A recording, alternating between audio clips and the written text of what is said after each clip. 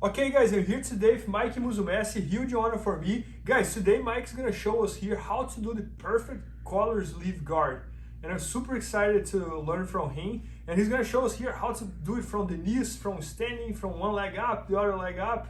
It's super nice and I can't wait to learn it. So awesome. So basically what Professor Bernardo said, how I started my series, I always start with the opponent on the knees.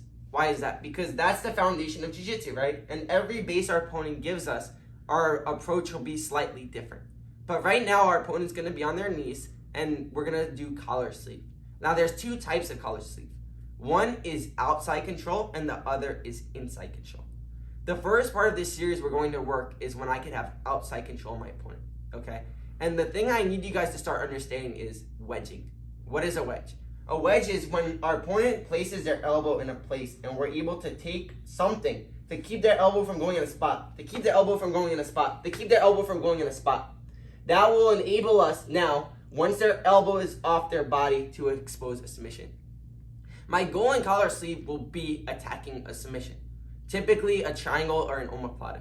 I'm going to show you the difference between the two in this series, but as you'll see, they're almost identical. The only thing that will change is the direction of my opponent, if his head is facing me or his shoulder. But a triangle and an omoplata are identical in this respect, okay? So when I'm playing collar sleeve here, what I want you guys to notice is there's two different types of outside control collar sleeve I can play.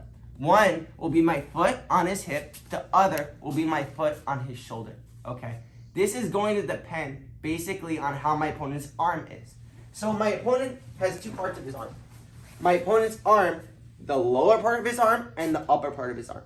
When my opponent is putting weight on the lower part of his arm, notice that the elbow will be easy to move.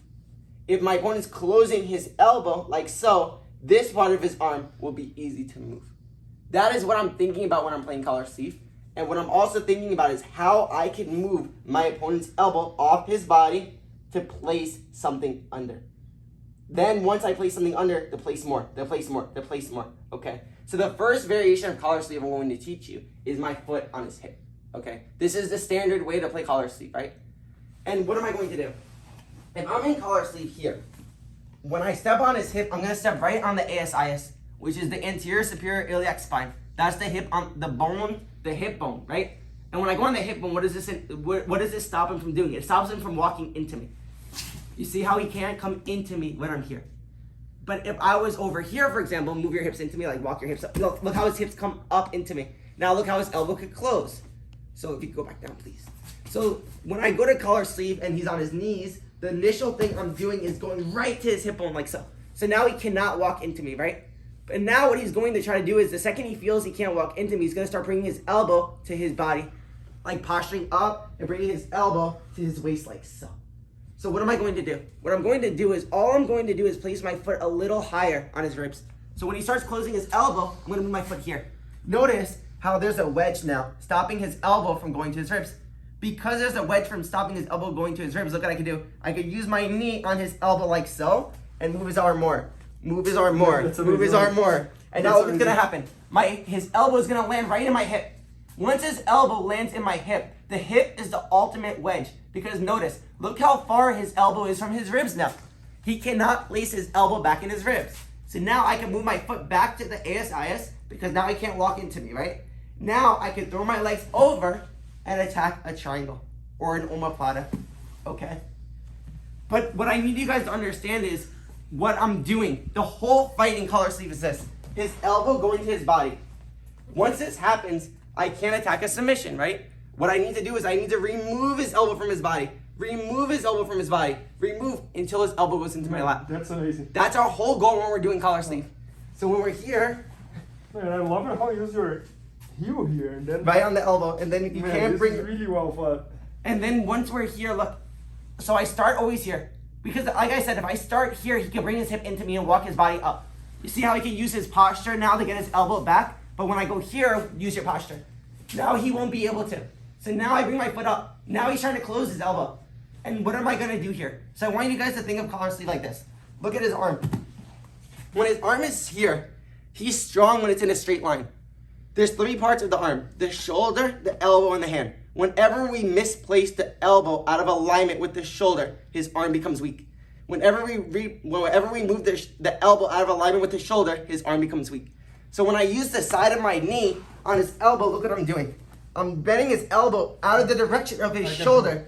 Now that's gonna make him weaker. So now I'm gonna keep you in a straight line and just keep your arm strong from pulling it. So like, just stay like this. Yeah. You see I can't pull it. But when the second I move his elbow, look how I can move his arm. Man, that's amazing. His elbow out of alignment with his shoulder enables me to do this. That's why I'm able to pull his arm like I am. So when I use my foot on his hip and move it up to his ribs, and I start using my knee like this, I'm moving it out of alignment. So now, look, I can pull. Look, now his elbow's in my lap. This is the ultimate goal in collar sleeve. The ultimate wedge in collar sleeve is when I can get his elbow in my lap. Once we arrive here, what I'm going to do is, I'm going to attack a triangle if his head is facing me, okay? So this is the difference between a triangle and omoplata. Look, whenever I do a triangle, I'm putting his shoulder into my lap to lock a triangle, right? Obviously, when we finish a triangle, we remove the shoulder out of our lap, right? But to get to a triangle, we bring the shoulder to our lap. But when we do an omoplata, what's gonna happen is he puts weight on me. Like, just put weight forward. Now I manipulate his spine this direction. Now look, now his shoulder is facing my head. When his shoulder is facing my head now, it's the same thing as when his head was facing my head. But now his shoulder is his head, okay? So when I do a triangle, his head and shoulder are inside the position, right? When I do an omoplata, his shoulder becomes his head and his shoulder becomes his elbow.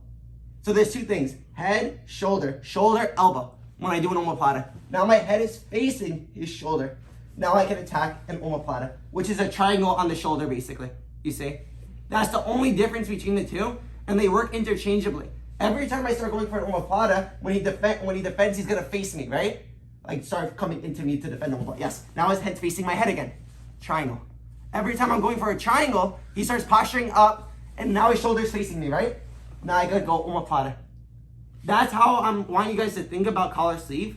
You're gonna work between triangles and omoplatas back and forth, depending on which they do. If their head is facing you, or if their shoulder is facing your head, okay? Oh, Mike, and if I'm standing, is it the same mindset? Same mindset, things are gonna be altered a little bit.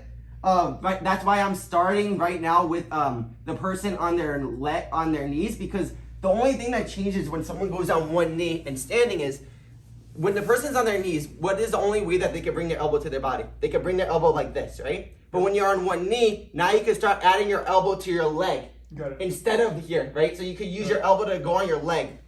And then we're gonna start using our leg to wedge and knee off. So if I was here, and you bring your elbow to your leg, so just go on one leg, yeah, and close your elbow, yeah. Then I could use the De La Riva to pull your elbow off, to place your elbow in my lap. And then the same concept. So you were always trying to find a way to put my arm in your lap. Exactly. Man, that's really cool. And then there's gonna be many different ways that I show in my series, that when the person keeps it closed, how to get the elbow off. Or then inside control, when the opponent already has the elbow closed. As well as how to sweep somebody once they mold their elbow to their body, the concept of molding, okay? There's just so many concepts from this spot, and it just all has to do with understanding the body. And like I said, wedging is the most important concept in this spot, and then the alignment of my shoulder, elbow, and hand in moving the arm, okay? That is what I want you guys to think about in this spot. Man, that's amazing.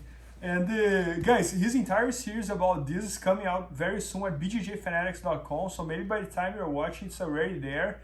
And Mike, I love it how you always say like, so here, the way I'm thinking, so you're pretty much like putting out every single thing you were thinking. So what made you to become this champion that you are and to understand Jiu-Jitsu in the way that you understand. So this is really, really cool.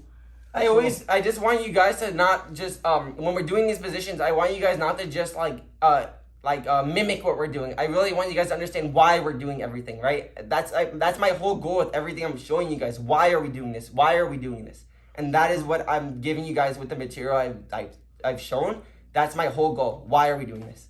Yeah, so guys, so it's going to be at IBJJFanatics.com very soon, so make sure to check that out.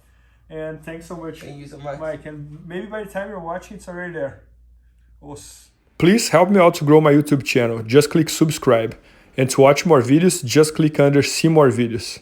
I hope you enjoyed. BJJFanatics.com. Use the promo code YouTubeFaria to get 10% off any instructional video. Improve your jiu-jitsu faster.